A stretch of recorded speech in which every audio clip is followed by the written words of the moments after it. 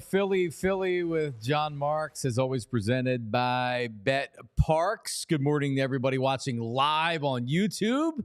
All our chatters, what's up, everybody? If you're watching later on in the day, appreciate you tuning in. You can always watch on YouTube at your convenience.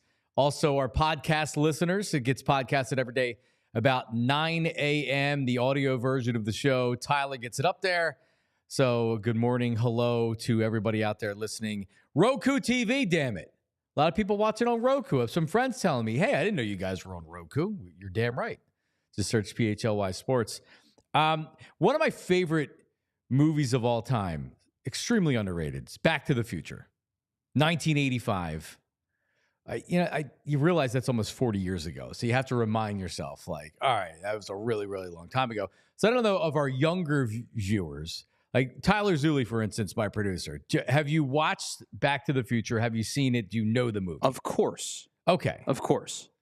So it's a great movie. It's not it's not just a great feel-good movie. Yeah, three loses a little bit of luster, but the first two were pretty good. Yes. I mean, back in the 80s, normally didn't have great franchises. Sequels were bad, not good. Major League, or the original, a little bit campy, good movie. Major League 2, unwatchable, right? But Back to the Future, an amazing, amazing movie. So they go from 1985 to 1955, right? Go Back to the Future. I feel like with the Eagles that I'm not going back 30 or 40 years, but I'm going back 3 years, 2 or 3 years to where we are right now. So you look at what the Eagles did to the Giants on Sunday. Jalen Hurts threw the ball 14 times. He wasn't needed in the running game all that much, but the Eagles ran the football. They didn't have to throw the football a lot, and that was because the Eagles dominated the Giants. Defensively, the Eagles dominated the Giants. Giants couldn't do anything offensively. But the template is now there, and it's staring at everybody, or everybody's staring at it, and saying, can we win by running the football, playing good defense, and then having Jalen Hurts be an efficient passer? I got a message late last night on Instagram, a DM, and you can slide into my DMs as long as, no inappropriate stuff out there. But my DMs are open at Jon, Jon Marks, Marks Media. And Jeff DMs me and said, wouldn't it be something if the Eagles now decide to be a running football team and Hurts passes for less than 15 times a game, but each time they pass it, it really counts with Brown and Smith and Goddard? Perhaps the transformation of the offense will make them a top team in the NFC with the Lions. All right, so they're not going to be able to throw it less than 15 times a game with Jalen Hurts. That's a very, very rare occurrence. You're not going to see that a whole heck of a lot, right? But your overall theme of we're a running football team. In 2021, I heard a lot of this. And as somebody that didn't necessarily believe in Jalen Hurts going into the 2022 season, and somebody that heard a lot doing 20 hours of local radio a week of the Eagles can run and win a Super Bowl. Jalen Hurts doesn't need to be a great passer. No, he can run the ball. He can throw the ball. The Eagles can run the ball. They can't stop him. They can't stop. They can't. The NFL cannot stop Jalen Hurts being a runner. And guess what happened? The NFL stopped Jalen Hurts being a runner. The NFL stopped the Eagles being a running football team. Remember the Tampa Bay Bucs game, the wild card game? The Eagles didn't have an answer for it. And I put that a lot on the coaches, but the Eagles didn't have an answer when they couldn't run the ball. Now it's like, all right, Jalen, you got to throw. They weren't able to do it. But then in 2022, maybe halfway through the season, you really started to notice the progression of Jalen Hurts as the quarterback, the throwing quarterback, the guy that was confident in the pocket, the guy that was able to wiggle around and create room in the pocket and throw the ball downfield, the guy that was developing as a passer of intermediate routes and short routes. We were watching the progression of a quarterback in Jalen Hurts, and it ended in the Super Bowl where he outplayed Pat Mahomes, where you could say, this man, he is really good. Look at the development of his game. He can do it all. He's a true dual threat. Run the ball, throw the ball. He can do it all. That's what goes into 2023. That's ultimately what gets him a nice new shiny contract. And I feel like since then, for the most part, we're back to Jalen Hurts, the non-great passing quarterback. He's regressed. If anybody believes that Jalen Hurts right now is the same player, the same passing quarterback, the same quarterback that we saw at the end of 2022, I don't know what you're watching. He's come back down to earth. A lot of that is the NFL and defensive coordinators. They see what you do well and they say, hey, we're going to adjust and we're going to throw this at you. And they're going to keep throwing stuff at you until they have nothing left to throw at you or you fold. And Jalen Hurts isn't folding, but we saw last year. They said, we're going to blitz. We're going to blitz you. We're going to blitz you. We're not going to allow you to escape in the middle of the field. We're going to blitz you. And the Eagles were done. They had no answers for it. Jalen Hurts had no answers for it. Now, there's been an improvement throwing against the blitz this year. Jalen's been good against the blitz early this year. But they're going to continue to blitz him. They're going to continue to blitz him from all over. And until Jalen Hurts shows that he can get back to 2022 Jalen Hurts, this is the conversation we're going to have, which is the Eagles can win running the football. Look at Saquon Barkley. Look at what he's done. He's the top backer, one of the top backs in the NFL right now. Jalen can do damage with his legs, only throw the ball 20 or 25 times a game. It makes him much more efficient. Let me be very clear about this. The Eagles are not winning a Super Bowl with Jalen Hurts and a predominantly run-heavy offense. They need to be able to run the ball. I want them to be a balanced offense. I don't need Jalen Hurts throwing the ball 40 times a game. But until he starts being a better quarterback throwing the ball, and not limited to what he's doing out there, the Eagles aren't winning crap. They're just not. Jalen Hurts, not that he's been exposed, but the book's out on him. He's not throwing in the middle of the field, and a lot of what he's doing, he's throwing 50-50 balls down the field to Devontae or A.J. Brown, or he's working that side of the field here, side of the field there. It's great that they can run the ball, and I hope they can run the ball. But really what we're doing is we're using code words. When we talk about this being, we can be a run team to win the Super Bowl. We don't need to throw the ball 40 times. Run. That's an indictment on the passer that Jalen Hurts is. Because nobody was saying run the ball in the Super Bowl. Run. No. Jalen Hurts' development as a passer in 2022 was the reason why the Eagles were in the Super Bowl. True dual threat. Jalen Hurts' regression as a passer in 2024 is why the Eagles are a playoff team, a good team. Jalen's a good player, but it's also the reason why we're not looked at in the same light as the top teams in the NFL and why they fell apart last year. So I don't want to hear this run stuff. Tyler Zuli's here with me this morning. Tyler, I do not know. It's not, you don't win in the NFL by hiding your quarterback, by not saying, you know what, boom, Jalen, you're our quarterback. It's good. You're going to have to throw the ball 40 or 45 times today. You're going to have to go out there week after week after week and beat teams with your arm. And I haven't seen it. Yeah, I mean, I think that there is there needs to be a balance between the two. Can you win this way at an individual game sample size, as we talked about yesterday? Sure, you can. I believe that you can. You could probably do it over a stretch of games if it was necessary.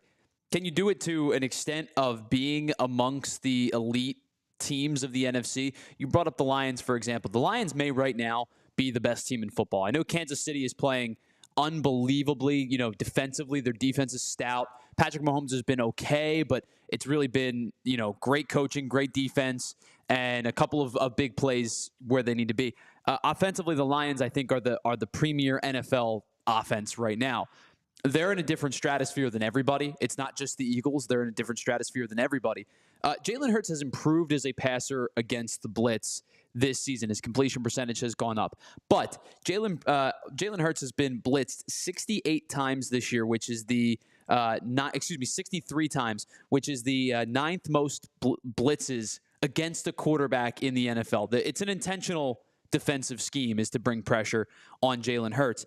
He also has had, of the active, full-time quarterbacks, not the guys that have come in and thrown, a handful of passes, he's had 2.6 seconds of average pocket time, which is good for 7th in the league. But realistically, you're talking about Hendon Hooker's in front of him, Marcus Mariota's in front of him, right? Cooper Rush is in front of him. You would have to extrapolate the stats for guys that have played consistently. It's Brock Purdy, it's Sam Darnold. That's it. They're the only two guys with better pocket time per snap than Jalen Hurts. So you can say Jalen Hurts has been better against the blitz, and it is definitively true. The stats will back it up. You can also say there have been times where he has held on to the football far too long in a clean pocket, which then eventually is going to break down into a muddy pocket, because much like when people say you can't guard a wide receiver forever, right? A corner can't cover a wide receiver forever. A tackle can't block a D-end forever, or your line can't hold up against the blitz forever. So I think that there are two things that are true in this conversation. Jalen Hurts has been better against the blitz, completion percentage-wise. He's not turning the ball over against the blitz. But with that, also keeping that in mind, I think he's also sometimes shying away from throwing the football into coverage, throwing the football into tight windows. And because of that, yes, his completion percentage is high. His turnover rate is low in those situations. He's also being sacked more. He's also being forced out of the pocket more. He's also making decisions by holding on to the football too long at times. So I think both of those things can be true. He can't wait at the first sign of pressure. He can't wait to start rolling to his right. And what you were seeing in 2022 was he was not leaving the pocket. He was stepping up and he was making confident throws. And he just hasn't been there since then with the pressure that he was getting last year. A lot of people also, this is one of my other favorite things. So you can win the Super Bowl by running the ball. You don't need to throw the ball. The other thing that I love is, you have to, when you're giving Jalen Hurts stats, you include the rushing touchdowns. Because so you don't say he has 7 touchdowns and 4 interceptions. You say he has 11 total touchdowns. Well, I think you should. They're total touchdowns. It doesn't matter how you come across them. In that sense, I agree. Well, I mean, they count, but do they count as much if it's a tush push from a half yard out? Why not? You got because you could hand the ball off or you could hand the ball off or bring any other quarterback in there to do that. Well, I don't know about any other quarterback. I disagree with that sentiment. You've seen teams try to do it and it doesn't work. Could you hand it off to Saquon Barkley? Absolutely, you could. But I think in the grand scheme of a total touchdown conversation, I don't think I necessarily agree with that point. Right. I mean, they're still touchdowns, but like I want the special throws. I want the quarterback making wow, look at that. What a great play. He hasn't turned the ball over the last 2 weeks, which has been fantastic. What we're doing, ladies and gentlemen, is describing a game manager. That's what we're doing. We don't want him to throw. We want to run the ball. We're including total touchdowns, rushing touchdowns. So instead of it being a separate category, we're including it with the passing touchdowns because the passing touchdowns are feeble. I will say this. I had a conversation about the game manager moniker with Jason Kabinda on the Penn State show the other day. And he brought up a point of, game manager is not a negative. No. Game manager is a good thing. Game manager means protection of the football. It means making the right reads. It means, taking what the defense gives you. And if that's a check down or if that's a mesh concept, drag or crossing route and you take the 6 yards and, instead of it's 2nd and 10, now it's 3rd and 4. Those things are all positives. The different separator is game manager versus game changer. And what the game changer does can be with his arm, can be with his legs, can be both. We've seen Jalen Hurts be a game changer at times throughout his career. 2022, he was a game changer. Right now, I think he's probably played more game manager games this season than he's played game changer. That's not to say it's a unwinnable concept. It's just when you're asking what your quarterback is at the current juncture, I'm not sure right now he is playing as a game-changing quarterback. Yeah, anytime your fans want you to run the ball and not throw the ball, that tells you a lot about what they think of the quarterback. That's just my opinion on it. All right, I have more. We have more Eagle stuff coming up here in a little bit. I did want to get to the headlines this morning because there's a lot to talk about here. So here's Tyler Zur with the headlines. Good morning, Tyler. Yeah, let's do it. We'll pop right back onto the screen here. And let me tell you that our headlines, of course, are brought to us by our friends over at the Glatt Hair Restoration, because it's not just about restoration, it's about innovation, and their breakthrough treatments they really do dramatically change your life. They change your hair, they change your life. So Glatt may have the right treatment for you. They're going to help you regain your confidence. Head on over to glatthairmctr.com or call 610-980-4000 to get started. We will start in the NFL, Monday Night Football, a pair of Monday Night Football games last night. So we'll start with the earlier game. Did you have the over in this one, John? 72 points scored in this one between the Ravens and the Bucs. The Ravens improved to 5-2 with a 41-31 win over the Tampa Bay Buccaneers. Now, this one was pretty close to over after the third quarter. It was 34-10 heading into the third quarter. The Bucs scored 3 touchdowns in the fourth to make it a 10-point game. But the storyline in this one, for the Ravens, Lamar Jackson, 5 passing touchdowns on the day, 17 of 22, 281 yards, 5 touchdowns through the air. The storyline for the Bucs, injuries. Mike Evans left the game early with an injury. Chris Godwin in garbage time had to be carted off the field with what is feared to be a dislocated ankle. He's expected to miss at least a couple of weeks, if not more. But the Bucs lose 2 of their top receivers in a 41-31 loss to the Baltimore Ravens. Yeah, a couple things here. Baker Mayfield threw 2 bad interceptions towards the end of the first half. Marlon Humphrey got both of them. And they ended up coming back in the second half, but still, that Ravens team, who you picked to win the Super Bowl, Tyler Zulli, they, after a slow start, they were staring down the barrel of going 0-3 to start the season. And Lamar had 5 touchdowns. So, he threw the ball 22 times. So for every Eagle fan that's out there watching right now and saying, see, this is what we're talking about. He threw the ball 22 times. You don't need to throw it 40 times with Lamar. He also had 5 touchdown passes. So whatever he's doing, you need more of that from Jalen. Lamar was the MVP last year. So now they're touting him as MV3 or whatever they're doing, LV3. He's going to freaking get to a Super Bowl. Lamar Jackson, I'm a fan of. Always been a fan. His talent, I don't believe, was ever truly appreciated before coming out of college as a pro. But now I agree. I think going 32nd overall was disrespectful for a Heisman winner with his skill set. Friggin' Bill Polian was saying he should have been a wide receiver coming out of the draft, right? Ridiculous that is. But now it becomes, we know that you're a great regular season player. You have to take that next step. Jalen Hurts has actually shown in a big game. Jalen Hurts shows up, man. I mean, he balled out in 2022. Lamar, when he gets to the playoffs, and it was like this last year against the Chiefs, Spagnuolo, and that's a really good Chiefs defense, they said, we're not going to give you intermediate routes. You're going to have to beat us over the top, period, or you're going to have to run the football. And he didn't know what to do. It's interesting. But Lamar, again, last night was dynamite. Wish I would have had him in fantasy football. Yeah. So they improved to 5-2. The Bucs fall to 4-3, but I think their record is less important to them right now than the health of their 2-star wide receivers. Marlon Humphreys also did get banged up in the game. We'll check in on the status of him. He is the first corner in the NFL this year to 4 interceptions. He's got 4 interceptions through now 7 games of the regular season. Yeah. We'll check in on his health status as we go as well. Second game was less exciting. The Arizona Cardinals win this one 17-15 to improve to 3-4. The Chargers fall to 3-3. James Conner ran for 100 yards. He also was the leading receiver for the Cardinals in this one. I know that there was I didn't stay up for this game. I'm not going to lie to you, but I've been reading that there was a little bit of controversy on the final couple of plays of the game.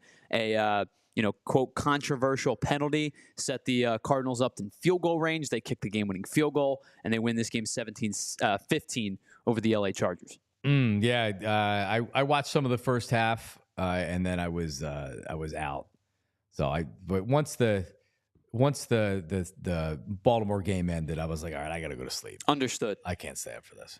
Back at home for the second consecutive day, and an early start time for us, 4:30 and earlier risers. The Flyers will hit the ice again tonight against the Washington Capitals. They are 1-3-1 on the regular season. Caps 3-1. Flyers have to make a decision very, very soon on their first-round pick, Jett Luchenko. They have to make a decision on if he's going to stay up with the big club or if they're going to send him back to the OHL by the 9th game of the regular season. So now they enter game 6. And last I checked, I don't believe Luchenko was in the lineup for tonight's game. I'll double check later in the day. But I believe the lines were rumored that he was not going to be a part of it. My guess, John, is they probably are going to send him back to the OHL for a season of seasoning, if you will. Right. But it's good that he kind of got his feet wet in the NHL, and they'll have a couple more games before they make that decision. Yeah, I need them to be more entertaining when I tune in the games. As a Zamboner, I think I said this yesterday, as a Zamboner, I'm very much tuning in to be entertained. And if it's not interesting, I'm not going to pop up as much. And I tuned in Saturday night, had the kids. We were watching college football. They were kind of playing, and I'm like, oh, the Flyers. And they don't have a lot of experience with the Flyers like they do with the other teams. Sure. So we're sitting down and we're watching, and they're right back to not paying attention like 3 minutes in. So I know it's a growing year. But I'm ready, but I need to be entertained. So let's start tonight. One final thing before we get out of the headlines. The Sixers get ready to start their regular season tomorrow. They'll take on the Bucks. A couple of injury updates. Paul George has officially been ruled out, at least of now. Kyle Neubeck actually reported that he did do some individual workouts yesterday at practice, but it's looking like Paul George will not play. Joel Embiid, Jared McCain are both day-to-day.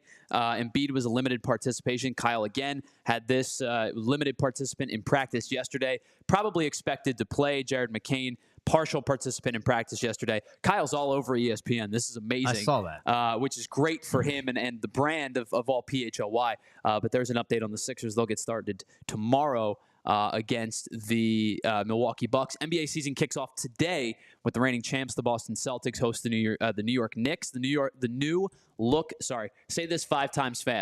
new look New York Knicks. With Karl Anthony Towns in the fold. They'll head to Boston to take on the Celtics. Late game tonight, the Minnesota Timberwolves and the LA Lakers. There you go. World Series starts on Friday. I was thinking maybe there'd be a Wednesday. I'm like, when's the World Series start? I really wish it would have been moved up. I mean, this whole week of and no, is it official on Paul George? No, not yet, Matt Gallagher. We haven't had any official word yet. Looks like it's trending towards him not playing, however. Yeah. And I mean, apparently Embiid's working behind the scenes to try to play in the opener, which I appreciate. But I also heard, I believe it was Nick Nurse who was talking about that, like he really needs to ramp it up 5-on-5s and things like that. So, I mean, I don't know. You put him out there for the opener. Are you worried about getting him hurt or whatever? See, this is the problem with Joel Embiid. Just everything has to do with his health. And I don't did he come into camp out of shape, or did he needed to lose weight, or he lost weight, or I don't know. But I hope he can get out there and at least to play a little bit. But you don't want him to rush himself out there for the first game of the season, which is tomorrow night.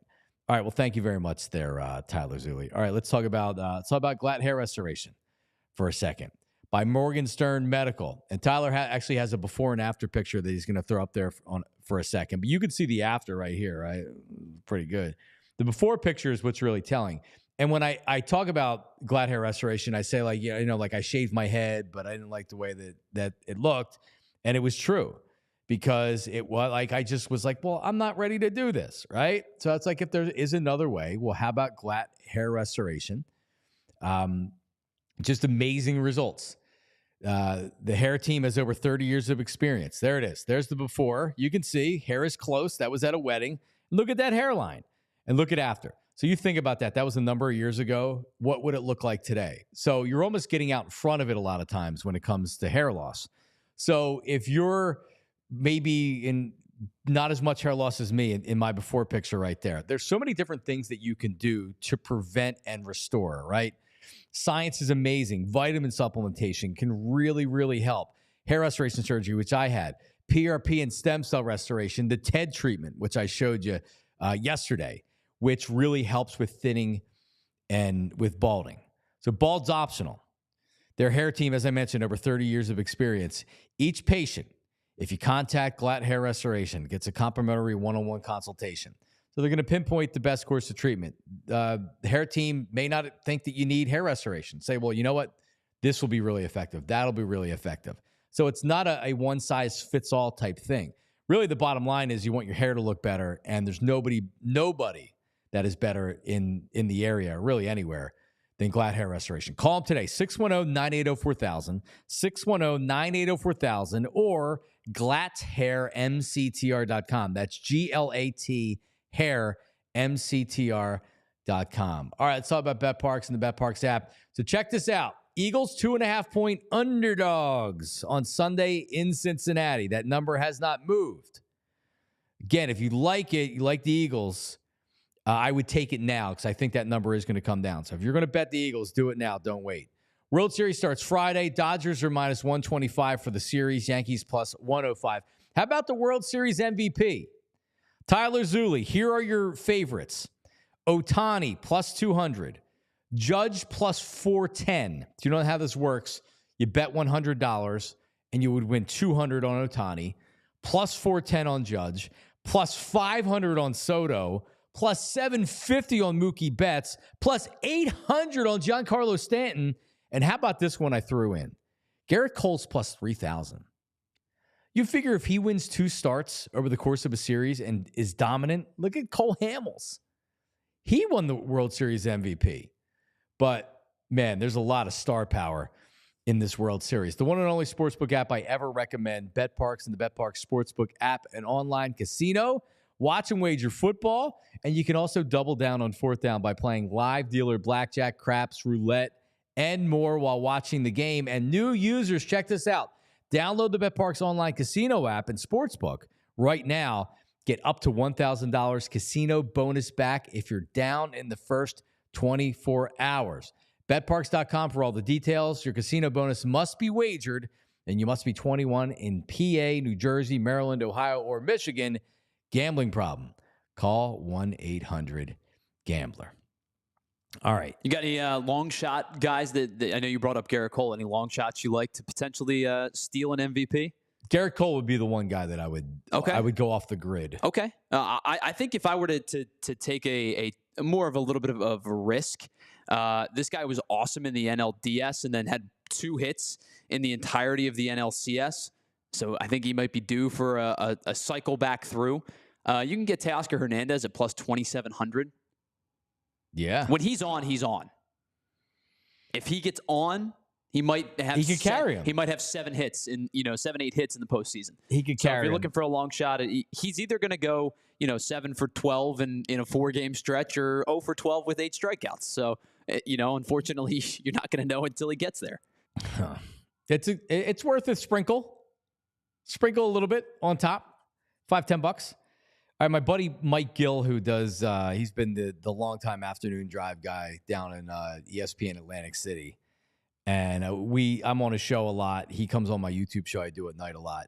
So he's reacting to he sends me a picture of, he's watching on YouTube right now on his TV in his living room. But he says, Jalen looks slow and tentative, indecisive, like he's afraid to turn the ball over. He only feels comfortable doing a few things. In 2022, he looked way more confident. He was really confident in 2022. He was stepping up. He was throwing the ball. He was decisive in where it was going. I haven't seen that quarterback since maybe last year. I don't even remember. But I certainly haven't seen him in a while. All right, so I wanted to do this here, all right? So yesterday I had said that Saquon Barkley, I said, apologies to Derrick Henry. Saquon Barkley is the best back in the NFL. Derrick Henry goes out and has 15 carries for 169 yards last night. He is on pace for 2,120 yards. So far this year, he has 873 yards, 8 touchdowns. He's over 6 yards a carry. I think like 6.1 yards a carry, something like that. Derrick Henry is a stud. And anybody in the NFL could have had Derrick Henry. Anybody in the NFL could have had Saquon Barkley, right? Derrick Henry signed a 2-year, $16 million contract with the Ravens. $9 million guaranteed. So really he signed a 1-year contract and they could cut him after 1 year and it would only cost him $1 million in year 2. So it was really a 1-year contract. And then if he's good, you keep him for that second year. Maybe he gets another year added onto it or whatever. Saquon Barkley got a 3-year, $37+ million contract. It's a $26 million guarantee. It's essentially a 2-year contract, $13 million a year. If Saquon Barkley gets injured or is ineffective or seems to have lost a step at the end of 2 years, the Eagles will cut him, and there'll be limited salary cap implications. All right? I always felt like, especially in recent years, that the running back position was undervalued in the NFL, which is an opportunity for good GMs to go out and really get good value. And that's what Howie Roseman has done. That's what who's the GM down there? DaCosta down in the Ravens GM. That's a hell of a bargain. Yeah, it's Eric DaCosta. Eric DaCosta. It's a hell of a bargain for Derrick Henry on more or less a 1-year contract for $9 million guaranteed. Saquon Barkley, a little bit more bite, but still it's a 2-year contract, right? You think about the money that is spent across the National Football League on free agents. Now wide receivers, everybody's got to overpay a wide receiver, right? So I just went, I'm like, you know what? Damn, Derrick Henry 1 year, $9 million, 2 years, but it's $9 million guaranteed. Saquon Barkley. I Googled it, and I'm like, all right, well, let me see what some other contracts are in the NFL this past offseason. And it started with the AFC East, and I only had to go through 2 teams. Curtis Samuel signed a 3-year, $24 million contract with $15 million guaranteed. Curtis Samuel barely has 100 yards receiving for the Bills this year, and he's hurt. He just got injured in the last game. So it has not been a great signing. He has not given them the bang for the buck they were looking for, right? You think about that. That's comparable to a contract that Saquon Barkley got. And it's more than what Derrick Henry got. Antonio Gibson signed a 3-year contract, $5.3 million guaranteed with the Patriots. Antonio Gibson. Ramondre Stevenson, $17 million guaranteed contract with the same Patriots. Kendrick Bourne, $19 million deal to sign with the Patriots. Hunter Henry, $15.8 million guaranteed to re-sign with the Patriots. Look at the money they spent on average players. Average players because, well, we got to sign somebody. We don't want to pay running back like Saquon Barkley or like Derrick Henry. So we'll overpay a Hunter Henry because it's not that much money. We'll overpay a Kendrick Bourne because it's not that much money. You can look down at free agent signings up and down rosters of the NFL. And you know what you'll see? NFL teams love overpaying players, but they get to cut them so they don't have to, it's not a real contract. Imagine having a Saquon Barkley on your team. Imagine having a Derrick Henry on your team. And I'll go to the Dallas Cowboys. Jerry Jones is on record as saying we couldn't afford Derrick Henry. These contracts are BS. You could say, hey, Derrick Henry, we're going to give you a 4-year contract, and we're going to backload all the cap numbers. And the cap numbers in the first couple years are going to be nothing. You're going to get the same guaranteed money. Derrick Henry wanted to play for the Cowboys. Instead, they gave Ezekiel Elliott $3 million. So for another $6 million guaranteed, they could have had the best running back in football in Derrick Henry. The running back position, when you have a special one, it's okay to pay a little bit because it's still not a lot. You're still not paying a $100 million contract to these guys. You make the wording you just used there is the very, very, very important thing about this. When you have a special one, you're not going to overpay for a mid-tier running back.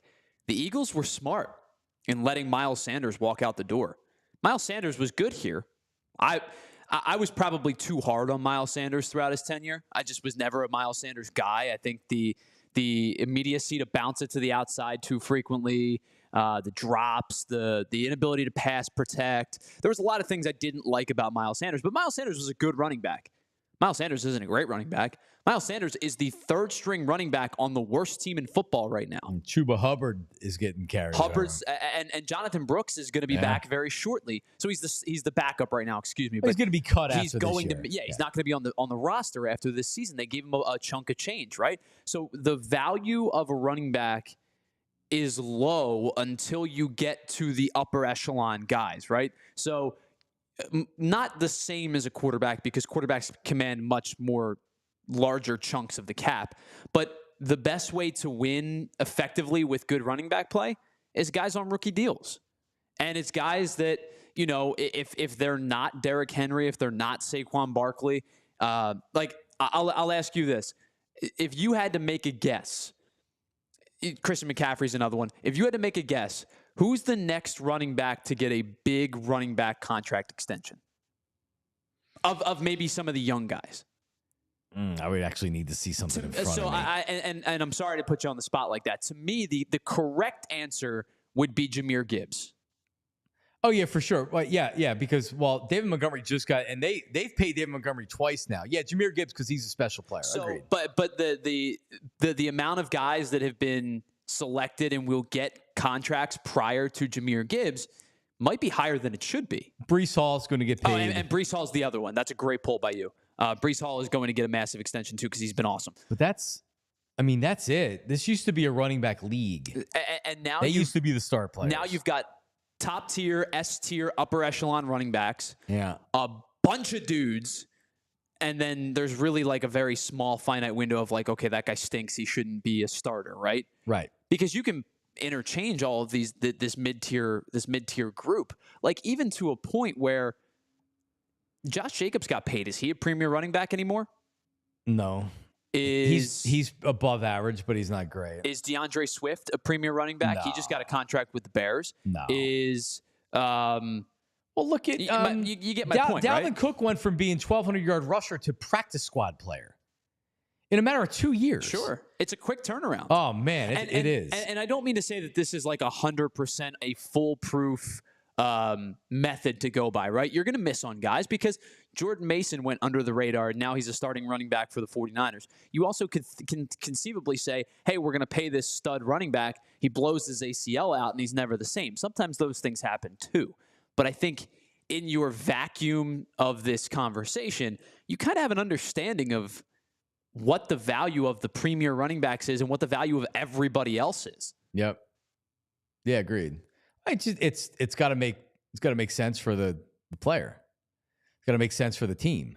Hey, we had mentioned this yesterday. I didn't think it was crazy the Giants let Saquon Barkley walk based on where their franchise was. Correct. And their offensive line, and Daniel Jones wasn't the answer at quarterback. So you're going to re-sign Saquon for a 3-year deal? Like, all right, Saquon's a good player. You don't have your quarterback on your team. Does it matter? Yeah, so like it wasn't crazy for the Giants. It hurts because they watch him go to the Eagles and he runs all over them. I mean, salt in the wounds. But yeah, Andy Reid is Kareem Hunt. Kareem Hunt wasn't even on a team 3 weeks ago. Now he had 2 touchdowns, and he's not averaging a lot yards per carry. But Andy Reid knows what he needs. Pat Mahomes isn't playing great right now. Their defense is great. They're undefeated. Like, they have a system to do it. But you look at like the Bills. Cook's actually a good running back. Josh Allen's playing great.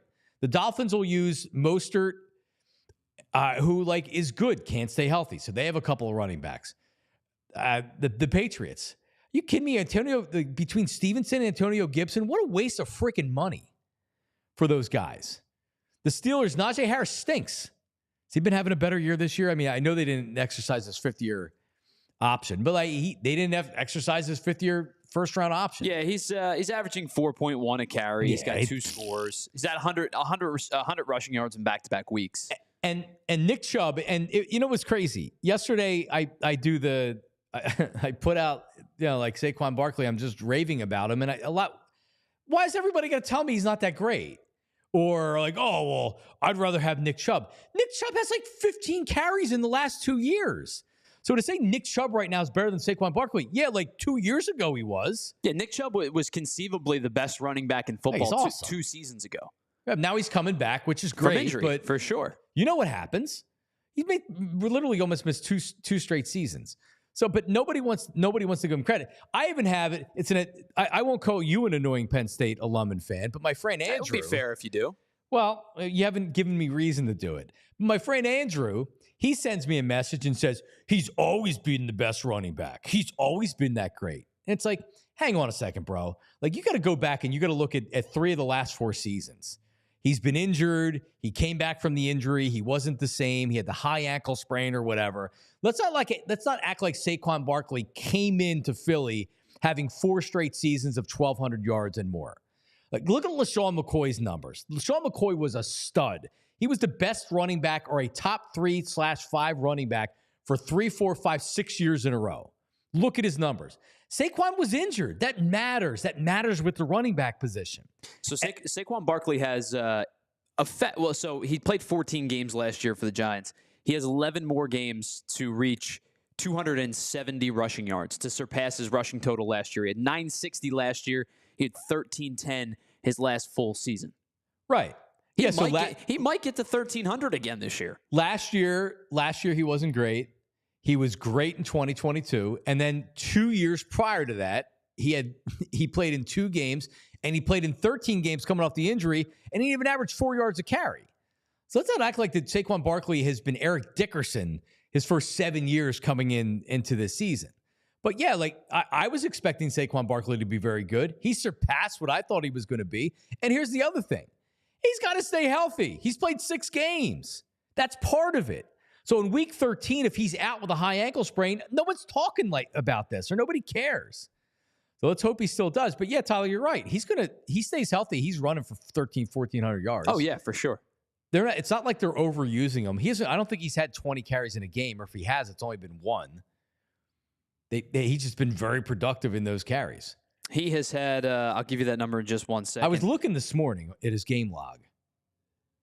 So he has had over 20 carries twice. Each of the first 2 weeks, he went 24 and 22. That's right. But since then, he's gone 17, 10, 18, and 17.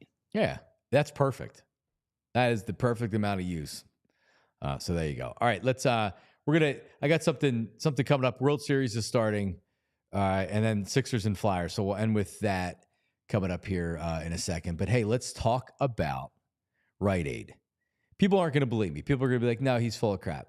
But this is documented because I put it on Twitter yesterday. So I left yesterday. I had one child that was not sick in my house. One person that wasn't sick. Everybody was on antibiotics, but my Gianna.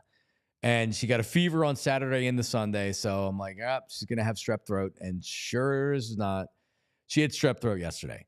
So right over to the pharmacy, another bottle of amoxicillin. So I'm constantly having to go over the Rite Aid. There again yesterday. Amoxicillin, boom, take it 10 days, shake it up, put it in the refrigerator. It'll taste better. I know the drill. But yes, all 5 people at my house right now are on antibiotics. So now's the time of year you're going to be in the pharmacy a lot. So why not make your life easier? And Rite Aid makes it easier for you. So just download the My Pharmacy app. Google App Store, Google Store, Apple App Store, wherever you get your apps is where you want to go. And they just make it easy because you can go right on there, boom, refill a prescription, get prescription reminders, do what I do. All my regular prescriptions are just automatically refilled. You can do all of that. Just check out Rite Aid. And when you're in Rite Aid, that's where you want to get all the good stuff. That's where you want to get all your cold medicines and your household cleaners. And they have good deals on Lucky Charms. I got a box of Lucky Charms yesterday when I was at Rite Aid. They got it all for you, so check it out. And your pharmacist, right? I don't think we lean on our local pharmacists enough. If you got something going on, like, rash or this or that, they can kind of point you in the right direction. So talk with your Rite Aid pharmacist or get to your My Pharmacy account. That's right. Get your prescriptions along with anything at Rite Aid you may need. Over-the-counter medicines, household products, cosmetics, and more. Just ask your pharmacy team for details. Restrictions may apply. All right, TrueMark. Listen, who doesn't love mobile banking? TrueMark Financial makes it easy for you. If you're going away, whatever you're doing, you get account access anytime, anywhere. You can easily check your balances, view transactions, make transfers, pay bills, and more from the convenience of your mobile phone. Like me, I'm the transfer guy. I'm like, transfer some from savings, put it in the checking account. Can't bounce this, right? So I'm always on the app. Right? TrueMark Financial's mortgage specialists also can offer guidance on loan options and terms. The housing market's back. In my neighborhood, houses go up, boom. They're pending within a day or two. So if you're looking to get back into the market, there's more inventory out there. So get with TrueMark Financial mortgage specialists. They'll help you out. TrueMark Financial is federally insured by the NCUA and is an equal opportunity lender. For more info, visit TrueMark.com/PHLYITY. So there you go. All right. So Tyler Zulli, as I mentioned before, the World Series starts on Friday. Correct. And I would love for them to move it up because I don't like being without baseball. The last game's on Saturday, so you go almost a full week between games, which is a lot. But whatever. It's on Friday. I'm anxious. This is going to be a really, really good World Series. And if this World Series, this is a measuring stick for where baseball is in 2024. If this World Series can't get record ratings or get over a certain, threshold. So Major League Baseball has not had a World Series average more than 10 million viewers for each game since 2016. That's when the Cubs were in the World Series. Big market. Yeah, that was one of the best World Series of recent memory, too. You also need the games to be competitive. Sure. You need the series to go a little bit longer for people to tune in, right? So totally understand that. A lot of this is out of baseball's power. But before that, you had to go back to the Phillies and the Yankees in 2009 for games to average more than 10 million viewers. So this is it. if you can't get 10 to 15 million viewers for the Dodgers and the Yankees, it has local appeal in both of those markets, obviously huge number one and number two markets in the country, but also the national appeal. The playoffs have been great so far. The Yankees offensively are unbelievable. The Dodgers offensively are unbelievable. We mentioned the star power that's in this series earlier. I mean, you really have. You have like 3 or 4 of the top 5 players in baseball. Ohtani is a freaking unicorn. If you can't draw like high ratings during this, then I don't know. So if it makes you feel any better, the highest average rating viewership per game in the World Series was 44.2 million views per game. That came in the 1978 World Series. Right. Game 1 had the highest in 1978. 1978's Game 3 had the highest. 1978's Game 4 had the highest amongst each individual game. Do you know what the 1978 World Series and the 2024 World Series have in common? The teams. The two teams that played in it. It was the LA Dodgers and the New York Yankees. Last year, the average rated game per viewership, just above 9 million views per game. The Game 1 was at a low. Game 2 was at a low. Game 3 was at a low. Game 4 was at a low. And Game 3 was actually just above 8 million viewership. Right. Last year, it was a lowly viewed World Series, I think, A, because of the teams that were in it, B, because of the competitive nature of some of the games. Game 1 was a great game. It was the walk-off, the Adolis Garcia walk-off. But after that, it kind of got, it wasn't the greatest of World Series. You're right, though. This is 2 premier markets. It's 2 premier teams. There are premier stars in the game. There are marketable stars. There are international stars. I think if this World Series, it has to be a barometer. It has to be a measuring stick to where baseball is at. Baseball viewership this year is actually up from the last couple of years. I think that because of baseball starting to do a better job of marketing its stars, the game is shorter. So I think you hold attentions a little bit more. For sure. More teams get into the playoffs, which means there's more viewership because the games matter down the stretch. And of course, when you get to a World Series like this, LA's a big market, New York's a big market. They're 2 very good teams. They're 2 of the highest paid payroll teams across Major League Baseball. You have Aaron Judge, you have Juan Soto, you have Garrett Cole for the Yankees, you have Shohei Ohtani, you have Mookie Betts, you have Freddie Freeman, you have Yoshinobu Yamamoto for the Dodgers. Like, there is both domestic and international star recognition in play for both of these teams. There's every reason to tune in. This should be one of the highest viewed World Series in quite some time. All right, so you go back. We mentioned 2016. So you mentioned 1978, which is fine, 44 million. 2 years later, there was 42 million watching the Royals and the Phillies. So that had less to do with the teams, although 44 million being the record is because of the teams. You're right. But baseball back then, I mean, you think about this. You go back 40 years, 1984. There was 28 million that watched in 1984. 1985, 34, 36, 35, 34. So really, you're in the mid 30 for million. And we can go over all the reasons why not that many people watch it today. But still, the audience has been cut by a fourth. Like, there's a fourth of the audience compared to what they did last year. So you would think that this gets 15, 16. Yeah, I think it's going to be competitive. The last time a World Series game got over 20 million viewership, it was the 2019 Game 7 Houston and Washington. Which you'd expect. 23, right. And that's the thing. The complexity of the series will dictate the viewership. If LA or New York comes in and steamrolls the other and you're into Game 4 and it's 3-0 and none of them have been competitive, you're probably not going to get a high viewership for Game 4 other than within the metro markets of these 2 teams. Which helps. You get a 7-game series, you probably will get to that 25-ish range. Houston, Ooh. You don't think so? No. Houston, LA drew 28 in 2017. But that's one game. That's what I'm saying. Game 7. For a game. Gotcha. If you get to a game 7, No, for sure. With these 2 teams and these 2 markets, you'll get 20+ million. Well, I'll be curious. The year after this, they came out from the strike, which is almost 30 years ago, 1995, 28.9 million. Yeah, I think fans were hungry for baseball then. 30 million in 1992, 35 million in 1991, and I think that was the Braves and the Twins in an epic 7-game series, which always helps. And it's funny, like, yes, viewership has clearly decreased. Like, I think about the 2007 World Series. It was one of the most uncompetitive World Series of my lifetime. The Red Sox rolled in. The Rockies hadn't played in like 9 days. The Red Sox rolled them. The lowest viewed game of that series was Game 3, 14 million views. Interesting. Well, baseball has lost a lot of their audience. Guess what sport hasn't lost a lot of their audience? Tyler Zuli.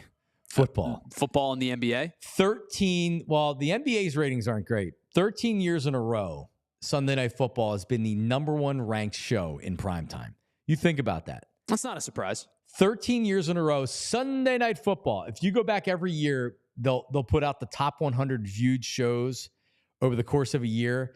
And I think it was 43 of the top 50 were NFL, either the 425 Fox or CBS game or the primetime games. Sounds about right. 13 years in a row, Sunday Night Football has been the #1 ranked show in the country.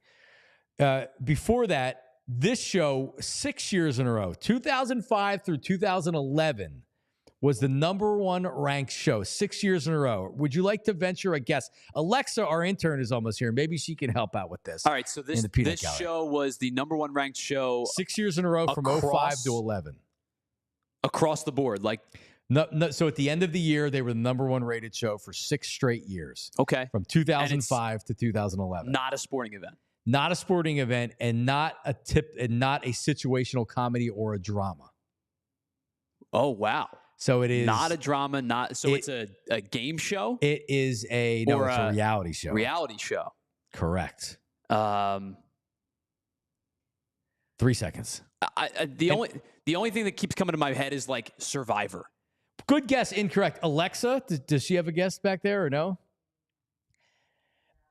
American Idol. Oh, okay. How can you forget? Even I was in the American Idol for at least a season or two. I was with Survivor as well. I was a big Survivor. That was appointment TV in my house when I was growing up for a while. Yeah, I actually, the year I watched it, which was a long time ago, the finale of the season, I went and watched at a waterfront place on Delaware Avenue called I think it was a Kathmandu. And you went out to go watch John Survivor. LeClaire was there. Yeah, well, I was working I was living in the city. My buddy bartended there. Okay, so it's like, all right. John LeClaire was there watching Survivor. All right, 5 years in a row, this sitcom from 1985 to 1990. What would you say it is? 85 to now. This. See, my timeline might be a little off, but my guess would be Cheers. Cheers would be incorrect. They actually tied Cheers in 1990, 1991. I'll give you a hint. The actor who the show was based around is now a disgraced actor. Who the show is based? The Cosby Show. Cosby Show, correct. 5 years in a row. 5 years in a row for this show that went from 1971 to 1976 is the #1 show of all time. It's got to be MASH. Great guess. Incorrect. All in the Family. Ah, okay. Archie Bunker. And then Gunsmoke. I know I was glued to the TV 1957 to 61. Yeah, I know you were. 4 years in a row. Gunsmoke. Yeah, you were like 17, right? But isn't it crazy to think that the NFL... And just when you think that they're watering it down too much, they can't water it down anymore. NFL is king. No, but like, is there a point where it becomes too watered down and it starts going the other way? Because I haven't seen it yet. Even if it's plateauing or just it's not going down. They've given you no reason to believe that we want less NFL. And I think the numbers will continue to increase as they continue to have the number of international games played, right? Because you've now had, 4 straight weeks of international games? Correct. 3 in London. Munich's coming up soon. You had Brazil early in the year. You've had Mexico City. You've had where else have they played over the? Well, they're also taking over Christmas. Sure. Right. So if it's possible, and they'll make sure it's possible, do they have 3 Christmas games this year or 2 Christmas games this year? At some point, they're going to have pretty much every day but Wednesday. We've seen them do Tuesday night. Two games on Christmas Day. Which is what day of the week? Friday? Wednesday. Well, they're doing 18 games. No one's arguing anymore that they're doing 18 games. So are they going to be able to do 18 games and now they have double buys?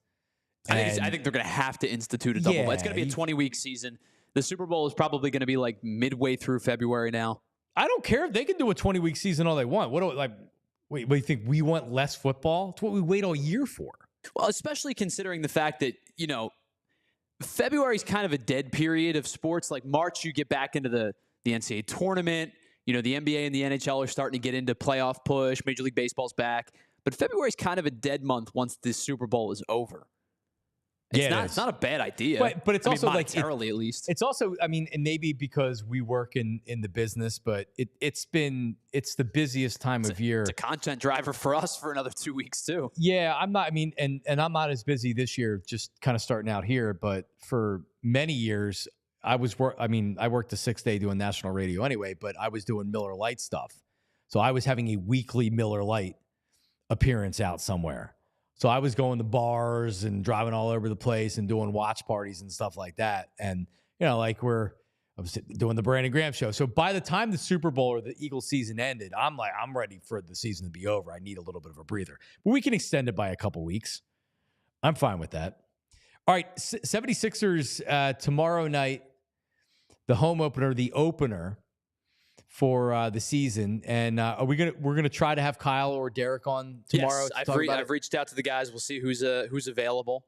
We will definitely try to talk with one of our Sixers correspondents tomorrow. Yeah, and Paul George doesn't look like he's going to play, which I can't. He hyperextended his knee. I don't need to rush him out there. The Embiid stuff. It just I don't know, man. I've been negative on the Sixers. Certainly a lot more people than on this network. This is a very positive 76er network. They have the PHLY Sixers show. So, of course, there's not going to be a jerk like me that is grading and grinding on the 76ers, which I really don't want to do.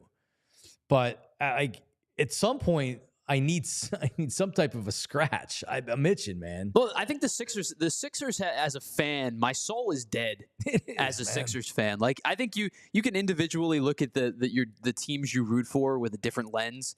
And the Sixers have pretty much taken the bus and run me over and backed up and run me over again over the last 8 years. It's just been comical, a comedy of errors in ways in which that you can lose. Now, this team obviously is a little bit different. You acquire Paul George, Maxey's a year better and a year older and a year better.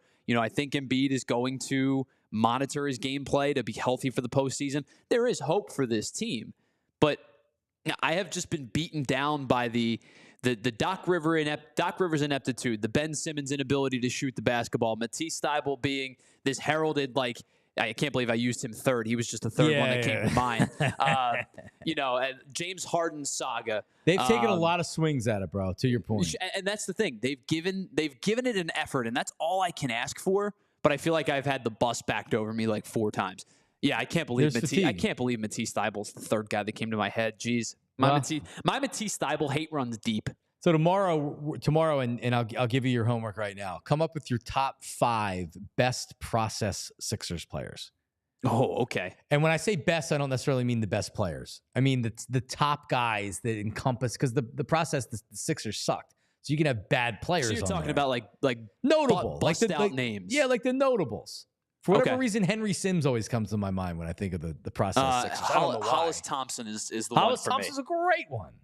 Yeah, it's a great one. All right, so we'll unveil that tomorrow. Flyers tonight, I'm looking on the BetParx app. Tyler Zulli, +20 tonight, 124, +124 against the Caps. Caps are +102. I couldn't, other than Ovechkin, I can't name anybody on the Caps. So I can't really give you an honest breakdown about this. But, the Flyers are due, aren't they? They haven't won since opening night.